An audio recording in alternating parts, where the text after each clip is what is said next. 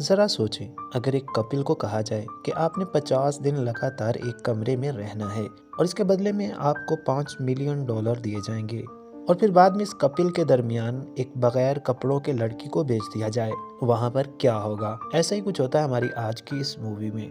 Movie के आगाज़ में हम माइक और केट को देखते हैं, जो कि एक बहुत बड़े वाइट रूम में हमें नज़र आते हैं। इस रूम में उन्हें 50 दिनों तक रहना है, बिना किसी से बात किए और बिना किसी से मिले, और इसके बदले में उन्हें $5 मिलियन मिलेंगे। दरअसल ये एक्सपेरिमेंट है जो इन पर एक वॉन नामी डॉक्टर कर रही है। ये दोनों रूम में हमें बहुत ही खुश दिखाई देते हैं। इनका ख्याल है कि पैसे कमाने का इससे आसान और बेहतरीन मौका इन्हें कभी नहीं मिलेगा। यहीं पर ये मिलने वाले पैसों के बारे में बात करने लग जाते हैं। केट कहती है कि इन $5 मिलियन से मैं अपने सारे सपने पूरे करूंगी। वहीं पर माइक उससे कहता है कि मैं तो खूब अय्याशी करूंगा और इन पैसों से पार्टियां उड़ाऊंगा। इसके बाद हमें पैसे की कोई कमी नहीं रहेगी। थोड़ी देर के बाद इन्हें कंप्यूटर की आवाज़ सुनाई देती है। ये कंप्यूटर इन्हें इस कमरे में रहने के रूल्स बताता है। इस रूम में इनके पास एक सिंपल सा बेड, एक बेंच और सिंपल सा बाथरूम है, और साथ ही दीवार में एक मॉनिटर भी लगा हुआ है। इस मॉनिटर पर इस कमरे में रहने के असूल लिखे हुए थे। इन्हीं रूल्स में से एक रूल ये भी था कि एक वक्त पर एक ही व्यक्ति बाथरूम का इस्तेमाल कर सकता है। इस रूम में जहाँ सारी चीज़ें वाइट कलर की थी, वहीं पर एक रेड कलर का बटन भी लगा हुआ था। इस बटन को प्रेस करने पर कोई भी हार मानकर इस रूम से बाहर जा सकता था।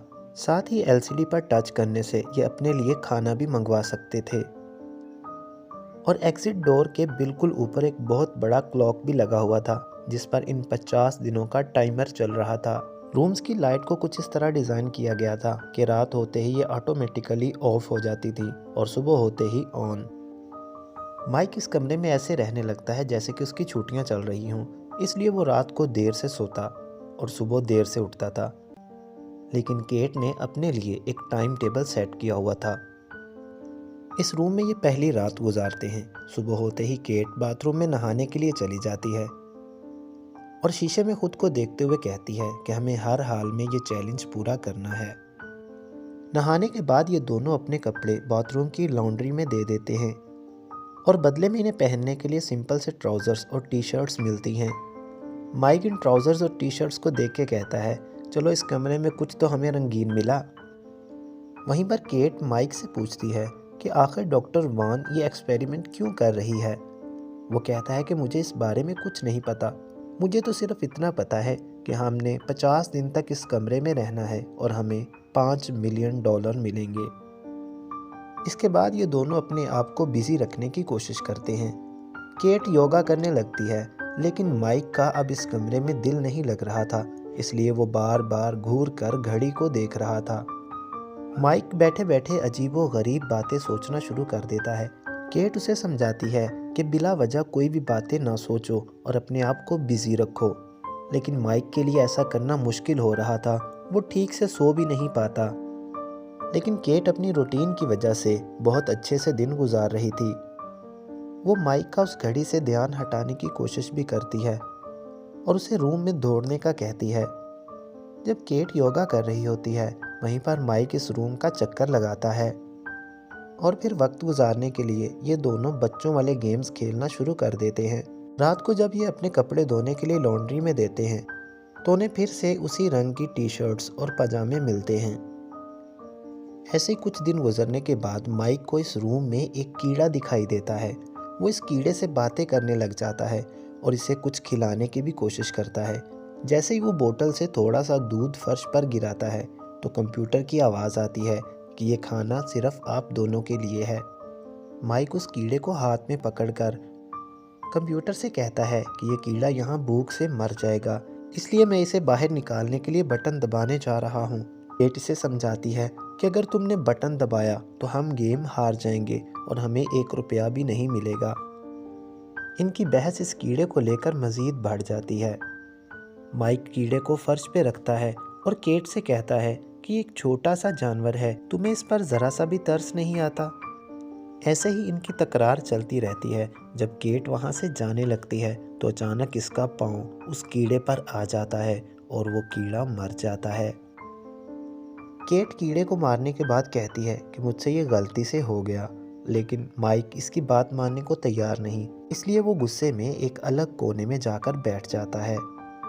इस रूम के रूल्स के हिसाब से वो 2 बार ट्रीट भी मंगवा सकते थे, लेकिन इस ट्रीट के पैसे इनकी इनाम वाली रकम से काट लिए जाएंगे। माइक केट से कहता है कि वो अपनी एक ट्रीट मंगवाने लगा है, लेकिन केट उसे कहती है कि क्या तुम्हें नहीं पता कि ऐसा करने से हमारी रकम कम हो जाएगी और उसमें से $1 मिलियन काट लिए जाएंगे। इसलिए वो माइक को ट्रीट लेने से मना करती है, लेकिन इसके बावजूद भी माइक ट्रीट ऑर्डर कर देता है। ऑर्डर करने पर माइक को $1 मिलियन के बदले एक ग्रीन कलर का चौक मिलता है। माइक सोचता है कि इससे मैं क्या करूं, और वो इस चौक की मदद से दीवारों पर मुख्तलिफ किस्म की पेंटिंग्स करना शुरू कर देता है। थोड़ी देर बाद केट उसके पास आती है और कहती है कि वो उसका स्केच बनाए। माइक उसका स्केच बनाने लगता है, लेकिन केट उठकर वहाँ से चली जाती है। लेकिन माइक तब तक ड्राइंग करता रहता है जब तक कि चौक ख़त्म नहीं हो जाता। फिर केट रात को माइक से अपने किए की माफ़ी मांगती है और इन दोनों में सुलह हो जाती है। इसी तरह दिन गुजरते जाते हैं और सिर्फ 20 दिन बाकी रह जाते हैं। एक दिन केट को बाथरूम से एक गन मिलती है। गन को देखकर ये दोनों परेशान हो जाते हैं कि ये आखिर गन कहाँ से आ गई। फिर वो उस गन को उठाकर बेडरूम के नीचे छुपा देते हैं, क्योंकि कपड़ों की लॉन्ड्री में वो कपड़ों के अलावा और कोई चीज़ नहीं दे सकते थे। इन्हें इनकी फैमिली की तरफ से मिलने वाले वीडियो मैसेजेस दिखाए जाते हैं। माइक को उसकी बहन की वीडियो दिखाई जाती है, जो माइक को अपना और घर वालों का हाल बताती है। लेकिन केट को जब उसके वालिद की वीडियो दिखाई जाती है तो वो उसे बता रहे होते हैं कि वो एक शेल्टर में रह रहे हैं। केट इस वीडियो को रुकवाने की कोशिश करती है, लेकिन वो वीडियो नहीं रुकती। तभी वो एक कोने में बैठकर ज़ोर ज़ोर से रोने लगती है और माइक उसे चुप कराने लगता है, और इसी हालत में दोनों बेड पर सो जाते हैं। सुबह जब होती है तो माइक तो उठ जाता है, लेकिन केट नहीं उठती, क्योंकि वो डिप्रेशन में चली गई थी और अपने बाप के बारे में सोच रही थी। माइक जब उससे ना उठने की वजह पूछता है तो वो माइक को बताती है कि मैंने तुम्हें कभी भी अपने बाप के बारे में नहीं बताया, क्योंकि वो अपने बाप की वजह से बहुत शर्मिंदा है, क्योंकि उसका बाप शराबी था। इसने हमेशा माइक से यही कहा था कि वो मर गए हैं। माइक केट को एंटरटेन करने के लिए मुख्तलिफ तरीके आजमाता है, लेकिन केट पर कोई असर नहीं होता। फिर माइक केट के साथ ही बिस्तर पर लेट जाता है। अगले दिन माइक केट से कहता है कि वो एक और ट्रीट ले लें जो कि बच गई है, लेकिन केट अपने पैसे बर्बाद नहीं करना चाहती, इसलिए वो मना कर देती है। माइक मायूस होकर ज़मीन पर लेट जाता है। तभी केट उठती है और इसके पास आकर कहती है कि वो अपनी दूसरी ट्रीट ले सकता है। माइक फ़ौरन स्क्रीन पर जाता है और जाकर अपनी दूसरी ट्रीट ऑर्डर कर देता है। फ़ौरन ही रूम का एक कमरा खुलता है और उस कमरे में एक बगैर कपड़ों की लड़की दाखिल होती है। इस लड़की का नाम साइमन था और ये एक एक्ट्रेस थी, और उसे भी सिर्फ इस कमरे में रहने के पैसे दिए गए थे। उसे केट और माइक के साथ इस रूम में 24 घंटे गुजारने थे। केट माइक से कहती है कि वो अपनी शर्ट उतारकर इसे दे, ताकि वो अपने जिस्म का कुछ हिस्सा तो ढांप ले। साइमन माइक की ड्राइंग को देखकर उसकी तारीफ करती है, जिससे केट को और भी गुस्सा आ जाता है। माइक इन दोनों लड़कियों को बेड पर सोने का कहता है और खुद नीचे सोने लगता है। साइमन माइक के साथ कुछ छेड़छाड़ करती है, जिससे केट को गुस्सा आ जाता है और वो माइक को अपने साथ ही बेड पर बुला लेती है और तीनों एक ही बेड पर सोने लगते हैं। केट इन दोनों के दरमियान सोई हुई होती है और वो काफ़ी परेशान होती है, इसलिए सारी रात उसे नींद नहीं आती। सुबह होते ही केट देखती है कि साइमन बिस्तर पर नहीं है, इसलिए वो सोचती है कि शायद वो वहाँ से चली गई है। केट बाथरूम में जाती है तो साइमन वहाँ पर बगैर कपड़ों के ही नहा रही होती है। फिर इसके बाद वो जब बाहर आती है तो तीनों मिलकर डांस करने लगते हैं और मुख्तलिफ हरकतें भी करते हैं। साइमन माइक के साथ बहुत ज़्यादा फ्रैंक हो जाती है और माइक को किस भी करती है, जिससे माइक को बहुत ज़्यादा नशा चढ़ जाता है और वो बेहोश हो जाता है, और बेहोशी में वो खुद को पानी में डूबता हुआ देखता है और पानी में उसका छोटा सा बच्चा भी नज़र आता है। माइक खुद को डूबता हुआ देखकर हाथ पांव मारने लगता है, तभी उसकी आंख खुल जाती है। साइमन और केट उसे शांत करवाने की कोशिश करते हैं और किसी तरीके से उसे सुला देते हैं। इसके बाद साइमन और केट आपस में बातें करने लगते हैं और वो केट से पूछती है कि वो दोनों कैसे मिले थे। केट उसे बताती है जिस दिन हम मिले थे उस दिन बारिश हो रही थी, उसके पास छतरी नहीं थी। माइक इसके पास आया और उसे भीगने से बचा लिया। थोड़ी देर बातें करती हैं और उसके बाद माइक जाग जाता है और जाकर साइमन के पास बैठ जाता है और उससे बातें करने लगता है। ये दोनों अपनी अपनी लाइफ के बारे में डिस्कस करते हैं। ये दोनों एक दूसरे को अपनी लाइफ के गम बताने लगते हैं। तभी ये दोनों इमोशनल हो जाते हैं और साइमन माइक का हाथ पकड़ लेती है। जैसे ही साइमन माइक का हाथ पकड़ती है, ऊपर से केट आ जाती है और इन दोनों को देख लेती है। केट और साइमन दोनों लड़ने लगती हैं, लेकिन माइक इन दोनों से गुस्सा होकर एक तरफ चला जाता है। सुबह जब माइक उठता है तो वो अपने आप को कुछ अच्छा फील नहीं कर रहा होता। वहीं पर केट देखती है कि साइमन इस कमरे से चली गई है, लेकिन उसने माइक के लिए एक मैसेज छोड़ा है। उस मैसेज में लिखा था कि उसे आज से पहले इतना प्यार किसी ने नहीं दिया।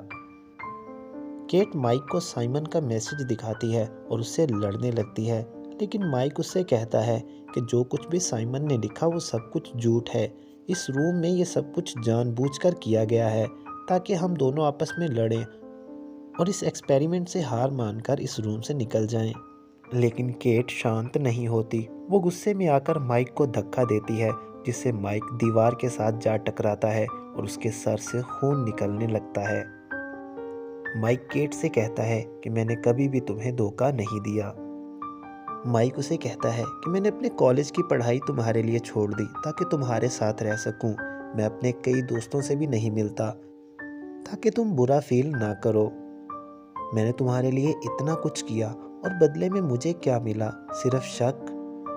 माइक की तबीयत बिगड़ने लगती है और वो कहता है कि मुझे डॉक्टर की ज़रूरत है। एक भागकर एक टॉवल लेके आती है और दूध की बोतल भी ले आती है। वो टॉवल उसके सर पे रख देती है और दूध उसे पिलाती है और उसे शांत करने की कोशिश करती है और कहती है कि इस रूम में मेडिकल की कोई सहूलत नहीं और ना ही हमें इस बारे में बताया गया है। माइक केट से कहता है कि तुम्हें मेरी चोट की कोई परवाह नहीं है। वो सोचने लगता है कि अगर केट इससे ज़्यादा घातक तरीके से हमला करती तो फिर इसकी जान भी जा सकती थी। माइक को गुस्सा आ जाता है और वो केट से कहता है कि तुम पैसों के लिए मेरी जान भी ले सकती हो। मुझे इस रूम से नफरत हो गई है, इसलिए मैंने फैसला किया है कि मैं इस रूम से एग्जिट कर जाऊंगा। जैसे ही माइक बाहर जाने लगता है तो केट रिवॉल्वर उठा लेती है और उसे कहती है कि अगर तुमने बाहर जाने की कोशिश की तो मैं तुम्हें शूट कर दूंगी। लेकिन माइक इस बात को इग्नोर करते हुए रेड बटन दबाकर रूम से बाहर चला जाता है। माइक के बाहर जाने के बाद वो सो जाती है। अगले दिन रूम में वो उदास रहती है। माइक के जाने के बाद वो माइक की बनाई गई पेंटिंग्स को देखकर उसे याद करती है। टाइमर पर हम देखते हैं कि अब सिर्फ 2 ही दिन बचे थे, जिन्हें बिताने के बाद केट ये चैलेंज जीत सकती थी। लेकिन 2 दिन होने से पहले ही केट भी इस बटन को दबाकर इस रूम से बाहर चली जाती है। इसके बाद मूवी हमें कुछ महीनों के बाद दिखाई जाती है, जिसमें हम देखते हैं कि माइक जॉगिंग कर रहा होता है। जॉगिंग करते हुए रास्ते में उसे केट मिलती है। यहाँ पर हमें पता चलता है कि इस रूम से एग्जिट होने के बाद ये कई महीनों तक एक दूसरे से मिले भी नहीं थे। माइक केट से पूछता है कि क्या तुमने वो रेड बटन दबा दिया था या फिर चैलेंज पूरा किया था, लेकिन केट इस बारे में कुछ भी नहीं बताती और अपने किए की माफ़ी मांगती है। इसके बाद कैमरा एक बिल्डिंग पर लगी हुई तख्ती पर जाता है, जिस पर लिखा था कि ये बिल्डिंग किसी अननोन डोनर की डोनेशन की मदद से बनाई गई है। मूवी के एंड में हम उसी रूम में एक नए कपल को देखते हैं और मूवी यहीं पर एंड हो जाती है। उम्मीद है कि आपको ये मूवी एक्सप्लेनेशन अच्छी लगी होगी। इमैक्युलेट रूम से आप क्या सबक सीखते हैं हमें कमेंट करके ज़रूर बताएं। वीडियो अच्छी लगी है तो इसे लाइक कर दें और मज़ीद ऐसी ही मूवीज़ एक्सप्लेनेशन देखने के लिए हमारे चैनल रेड जोन एक्सप्लेनर को ज़रूर सब्सक्राइब करें।